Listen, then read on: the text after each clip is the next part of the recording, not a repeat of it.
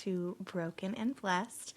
I am Ashley Schiller. I am your host for today, and things are going to be a little different, because this is actually an assignment for school, where I will be kind of teaching on a passage that I've been doing some studying, and really interpretation on, and I'm very excited because it has been the first opportunity that I've really sat and gone into a lot of the different themes and ways to interpret biblical passages, and I feel like I've learned a lot more.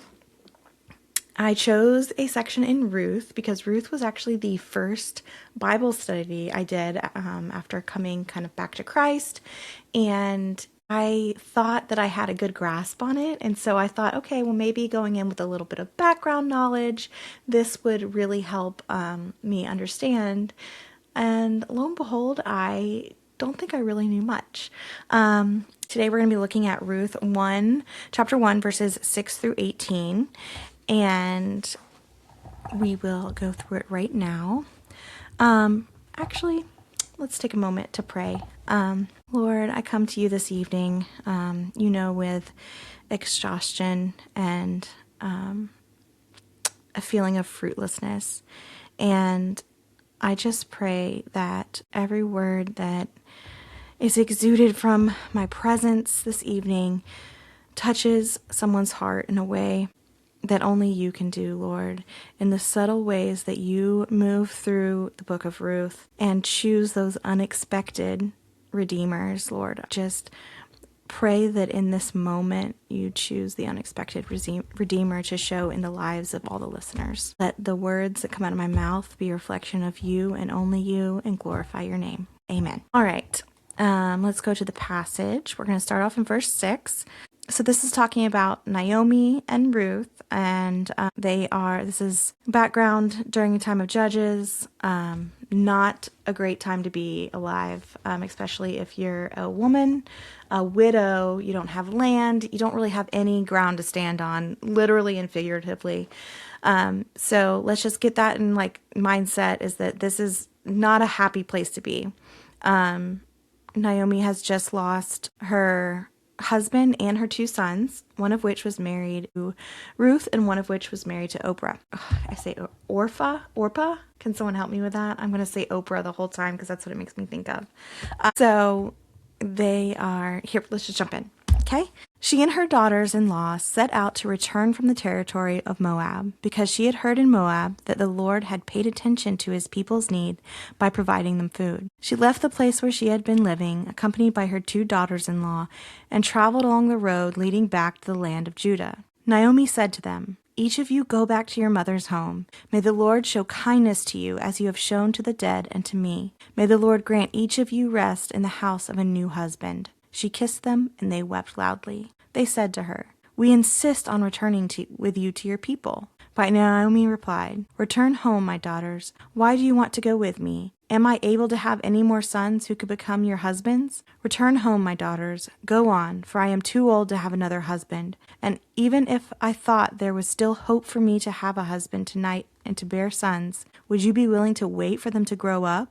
Would you restrain yourselves from remarrying? No, my daughters, my life is much too bitter for you to share, because the Lord's hand has turned against me." Again they wept loudly, and Orpah kissed her mother-in-law, but Ruth clung to her. Naomi said, "Look, your sister-in-law has gone back to her people and to her gods. Follow your sister-in-law."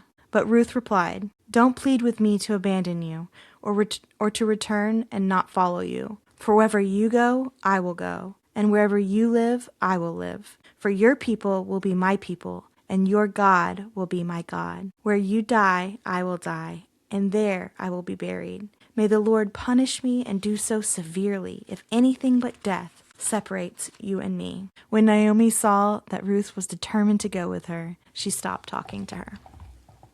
It gives me goosebumps. And I think it's just beautiful. So, like I said, the time of Judges is full of chaos, instability, complete and utter moral breakdown. People were said to have done whatever their minds had told them to do. And this is a very emotional and theologically charged passage, and it really highlights the vulnerable groups in the time, which is widows, foreigners, and they experienced extreme hardship not being able to own land. And it's not just the emotional damage, but it's social. There's no social protections. There's nothing to really help them even have any type of future. And you can really see that Naomi, when she realizes that she's lost her husbands or sons, she really loses who she thinks she is. And when you look at her identity being lost compared to Ruth's identity, it's clear she's a Moabite, which is culturally and theologically seen as an outsider for the Israelites. And not only that, their tension between the countries had been unstable at best and quite contentious. So when you look at how Israelites view Moabites, especially highlighting the past in Deuteronomy, where really Moabite women were seen as leading the Israelite men to idolatry. So there's a lot of suspicion towards them, and just really seen with a sense of skepticism and hostility. So it really would have surprised a lot of the ancient readers to be looking at the story and see, why do we see such presence, but also loyalty coming from a Moabite woman? So if we break it down and we start kind of from the beginning, where you hear that God visited his people. And this is the narrator's kind of subtle hint to say, okay, God visited his people. So it's the only time that God's really mentioned in the entire thing. And we see that he has been present, right? And it's not outwardly, but it's inwardly he's been present. And then we hear the Hebrew word sub, which is return. So it's kind of signaling both physically, they're returning back, and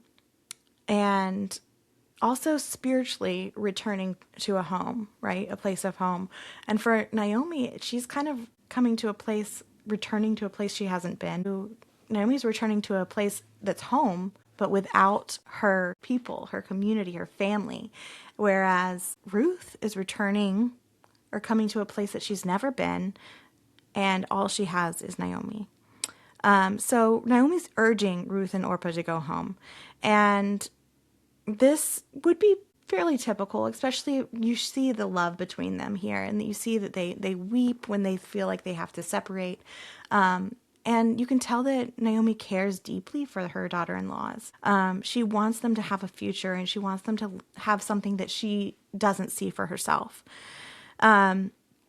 And so you see, she kind of starts with like this blessing of go and be like, go back to your families, but it quickly turns around to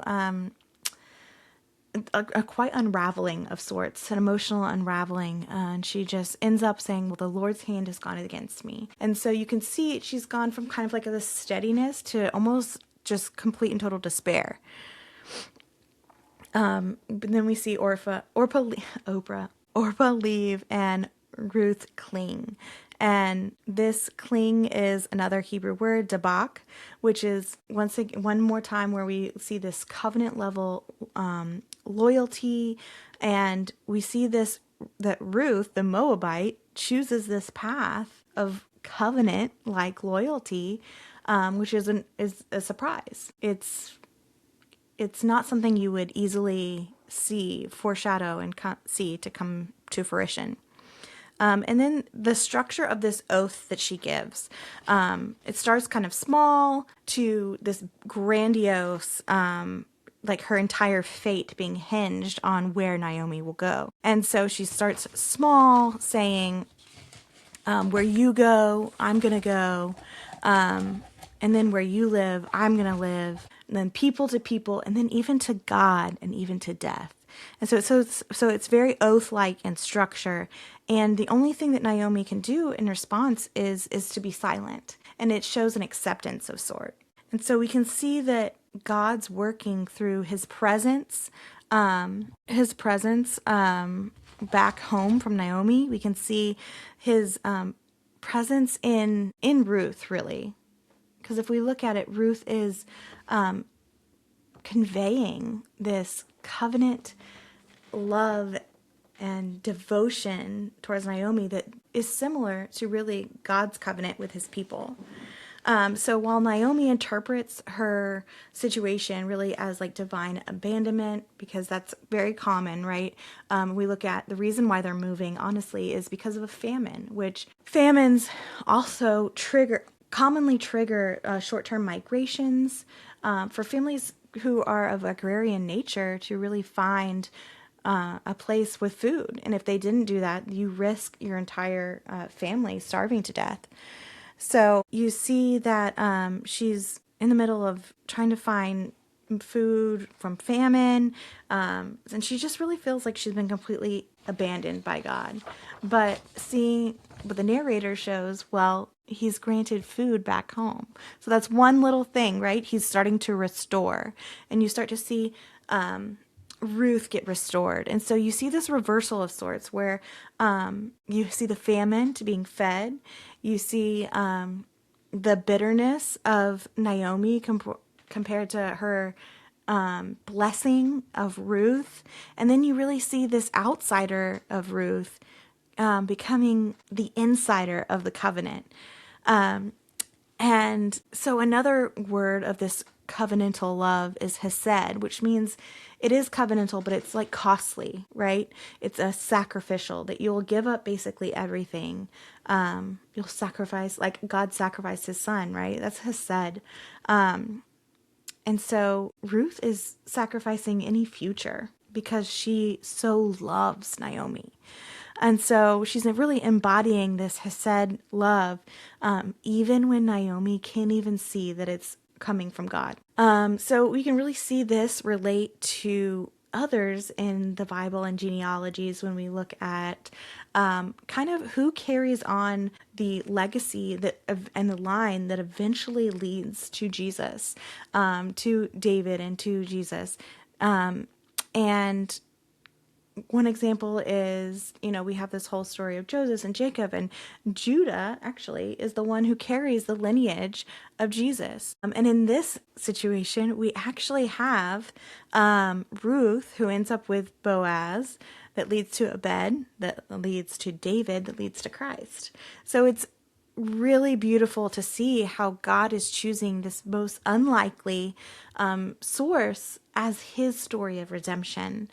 And it's such a common theme that if you realize it once and you start reading with this in the back of your mind, you can see the pattern being woven through the entire canon of Scripture beautifully to show the story of redemption through unlikely sources, and really God's sovereignty through it, right? It shows that this is not going to be who you expect. It's who I deem to be worthy and redeemable. So I think that there's a lot of ways in life that you or I think if you've listened to any part of my podcast, you know that many people experience seasons where they feel like Naomi, where you are just abandoned, stuck in bitterness, drowning in hopelessness of any type of future.